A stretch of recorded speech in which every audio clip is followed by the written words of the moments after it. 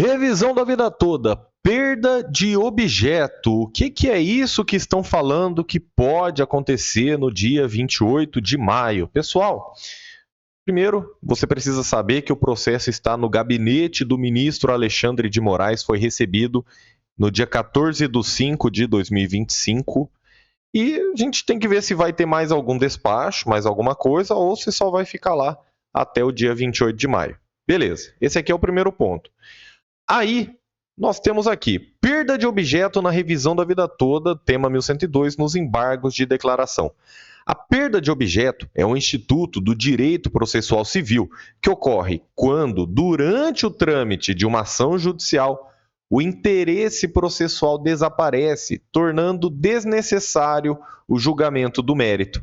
Isso pode acontecer por diversos motivos, como a revogação da norma que estava sendo impugnada, a satisfação do pedido inicial ou a superveniência de fatos que tornam a demanda sem propósito. Deixa eu só dar um exemplo bem simples assim.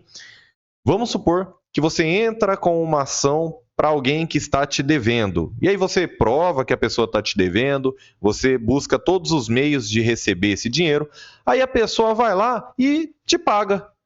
Ora, o juiz, quando vai julgar, né, claramente houve uma perda de objeto. Por quê? Porque o que estava sendo discutido já foi resolvido. Na revisão da vida toda, por exemplo, a gente vai ver aqui, eu já vou falar mais sobre a revisão da vida toda propriamente dita.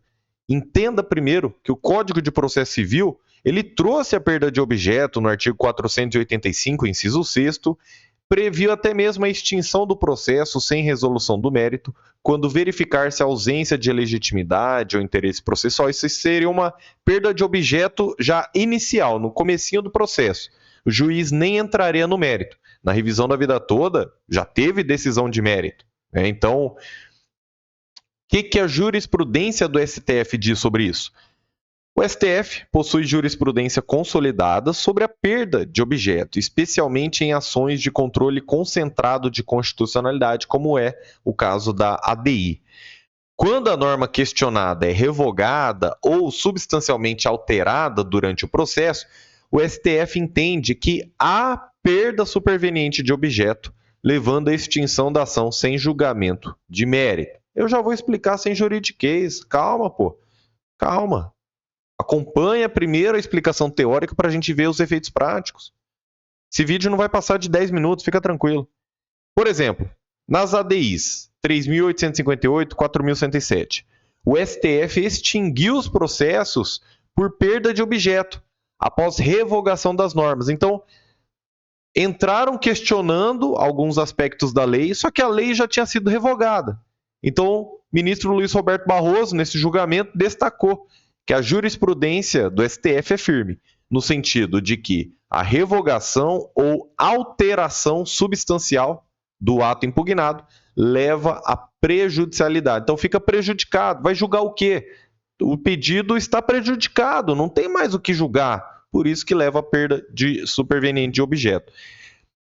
No controle de constitucionalidade, né? Então, alguém entra questionando uma lei. Só que, se ela for extinta, então a ADI, a ação, vai ter a perda de objeto, se a lei for revogada antes do julgamento. No mandado de segurança, se a autoridade coatora deixa o cargo ou aquele ato que você entrou, né, para receber, por exemplo, obrigar o INSS a julgar o seu pedido, né, você tem um mandado de segurança para o seu pedido correr mais rápido. Se esse ato já é revogado ou já foi cumprido, o mandado de segurança também pode ser extinto por perda de objeto. E na ação popular, caso a lesão ao patrimônio público seja reparada antes da sentença, a ação pode ser extinta por perda de objeto. Então, você já entendeu o que é perda de objeto. É quando o centro da questão já foi resolvido. Seja porque a lei foi revogada, seja porque a pessoa já pagou o que devia, ou seja porque outra ação influenciou nessa demanda. Então, na revisão da vida toda, a possibilidade de perda de objeto do tema 1102, que trata dos direitos segurados, de incluir todas as contribuições no cálculo da aposentadoria, está diretamente relacionado ao julgamento das ADIs 2110 e 2111. O STF decidiu em 2024 que a regra de transição do fator previdenciário, que exclui contribuições anteriores a 94, seria de aplicação obrigatória, norma cogente, né?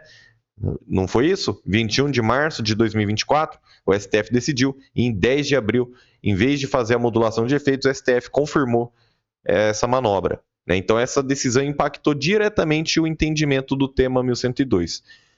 Contudo, para que se configure a perda de objeto do tema 1102, é necessário que o acórdão dos segundos embargos de declaração da ADI 2111 seja publicado. Somente após essa publicação é que o STF poderá considerar que não há mais interesse processual na análise dos embargos opostos pelo INSS no tema 1102. Por quê? Porque quando publicar o acórdão da ADI 2111 é que vai começar a correr prazo para recurso. É que vai, se não tiver recurso, poder-se declarar o trânsito em julgado. Então, utilizaram as ADIs para influenciar e prejudicar o tema 1102. Só que essa decisão das ADIs ainda não teve o acórdão publicado, ainda pode ser passível de recurso. Aí, quando tiver o trânsito em julgado da ADI 2111, aí sim que a gente pode ir para o julgamento do tema 1102 por razões de segurança jurídica. Portanto, até que haja a publicação oficial do acórdão dos segundos embargos de declaração, então, até que exista, o julgamento aqui do dia... você pode abrir aqui, ADI 2111. Você já vai no primeiro link. O que a gente tem aqui, 25/4, é ata de julgamento publicada. É a decisão tomada, foi divulgada, mas não é a publicação do acórdão. Tá? Então, comunicação assinada, beleza, decisão de julgamento, mas isso aqui é a decisão do dia 10/4, mas só decisão, é só a ementa, é só um resumo. Ainda não é a publicação do acórdão. Assim como a gente teve, né, anteriormente, nos primeiros embargos, antes do despacho, publicado acórdão. Lembra? Nos primeiros embargos de declaração, julgamento foi 30/9, mesma coisa que a gente viu agora no dia 10/4 de 2025, né? Então, teve decisão, teve o resumo da decisão. Ata de julgamento publicada, mesma coisa que a gente viu agora. E depois, 16/10, aí foi publicado o acórdão. Aí que passou a correr o prazo para recursos. Tanto é que depois teve os novos embargos de declaração, pessoal. Entenderam o caminho? Então, primeiro sai a decisão no mesmo dia do julgamento. Aí depois vem a ata de julgamento publicada. É aqui que a gente está na ADI 2111. E depois vem a publicação do acórdão. Isso aqui é a própria ADI 2111 que eu estou aberto, nem mudei de página. Estou aqui, porque isso foi dos primeiros embargos e agora nos segundos embargos, pessoal. A gente travou aqui na ata de julgamento publicado, mas a gente ainda não teve a publicação do acórdão. Mas a ADI, né, julgamento em ações de controle concentrado, elas vinculam e tem aplicação imediata. Ok. Só que o tema 1102 é um recurso extraordinário que também deveria ter a aplicação imediata. Só que aí não teve. Desde dezembro de 2022 ficou parado, em julho de 2023 os processos foram suspensos. Então por que quando é a favor do INSS, aí é aplicação imediata? Só que quando é a favor do aposentado, ele está esperando desde dezembro de 2022, aí não é aplicação imediata, quando é a favor do aposentado, pessoal? Vocês estão entendendo a diferença? Olha alguns exemplos aqui no STF. A ADI 709 teve uma ação que questionava a constitucionalidade de uma lei, só que durante o processo a norma foi revogada. Aí beleza, aí o STF declarou a perda de objeto, tudo bem. Na ADI 3.306, né, o ministro Gilmar Mendes entendeu que a revogação dos atos normativos teria ocorrido com a intenção de burlar a jurisdição constitucional e, mesmo ausente o pedido de aditamento, então não deveria se decretar a perda de objeto da ação. Na ADI 2006, mesmo após revogação da norma impugnada, o STF decidiu prosseguir com o julgamento. Então você já entendeu que perda de objeto é quando o centro da questão já foi resolvido, seja porque a lei foi revogada, seja porque a pessoa que estava devendo já pagou, seja porque uma outra ação influenciou no processo. Tá. Na revisão da vida toda, a lei foi revogada? Não. Na revisão da vida toda, o INSS já pagou o que estava devendo? Não. Outra ação influenciou no tema 1102? Seria essa a hipótese. Mas aí, presta atenção agora que isso aqui vai mudar tudo na sua cabeça. Pessoal, a perda de objeto, se você quiser tratar disso, ela não deveria ter vindo no tema 1102. Ela deveria ter vindo nas ADIs, porque a decisão do tema 1102, meu querido amigo, minha querida amiga, a decisão do tema 1102 foi anterior à decisão das ADIs. Então, a decisão do tema 1102, recurso extraordinário, foi em dezembro de 2022. A decisão das ADIs foi em 21 de março de 2024. Se o STF quisesse declarar perda de objeto, era onde? Pessoal, era na ADI. Na ADI que o STF deveria falar, olha, a gente vai julgar fator previdenciário, a gente vai julgar carência de salário maternidade, a gente vai julgar o salário família. Só que a gente não vai julgar a revisão da vida toda, porque a revisão da vida toda já foi julgada no tema 1102. Então o STF atropelou tudo. Código de Processo Civil, regimento interno, jurisprudência. O STF atropelou tudo. Nessa ânsia, nessa vontade de prejudicar o pedido dos aposentados. Foi isso que aconteceu. Então, perda de objeto pode até acontecer dia 28 de maio. Não estou falando. Agora, o certo mesmo seria ter ocorrido perda de objeto nas ADIs.